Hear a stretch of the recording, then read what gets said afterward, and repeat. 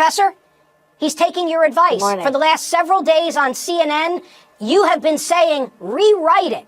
Explain. Well, he said there's an imminent threat, and we know he's going to lose the stay application, so it will take months before he gets to the Supreme Court and achieves a partial victory, which I think he will achieve.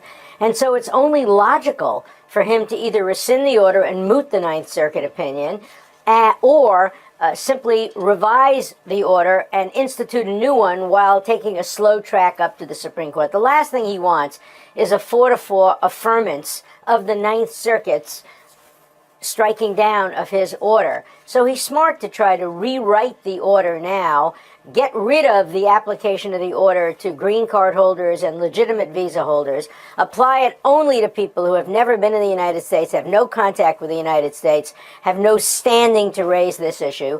And in that way, he can accomplish both goals, protect the security of the country and not have a constitutional crisis on his hands. Do you think that he expands or limits that list of 7 nations? Does he put in a Christian nation so as to avoid an argument over the Establishment Clause?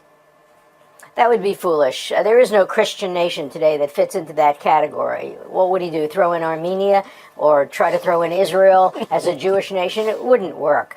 In fact, he campaigned on the issue of combating Islamic terrorism, something that the Obama administration refused to mention.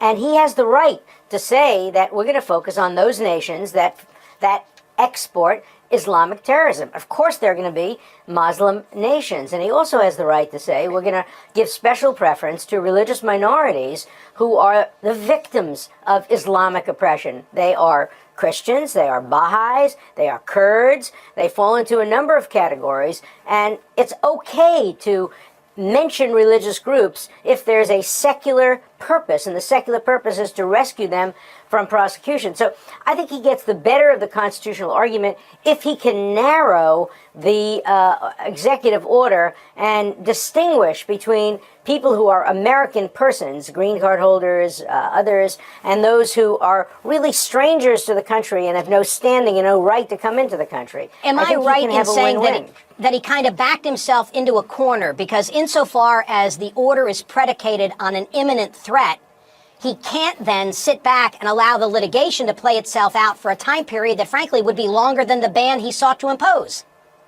And that was my point exactly. As soon as the Ninth Circuit ruled, I said he had a conundrum. He had backed himself into the corner by saying that this was imminent, so I think he has no choice but to do this. But look, he's listening. And he's understanding now for the first time that we do operate within a system of checks and balances. Not only do the courts check, but now states have the ability to bring lawsuits and check the national government. This drama is going to continue for months in the future because we have figured out a way of making sure that the president can't just operate without our system of checks and balances. So he's going to have to get used to living within our system of separation of powers, where the judiciary is as important in our system of governance as the presidency is. Well, he's listening. He's listening to Harvard Law professor Alan Dershowitz, and he could do a hell of a lot less. Thank you, Professor. Appreciate your being here.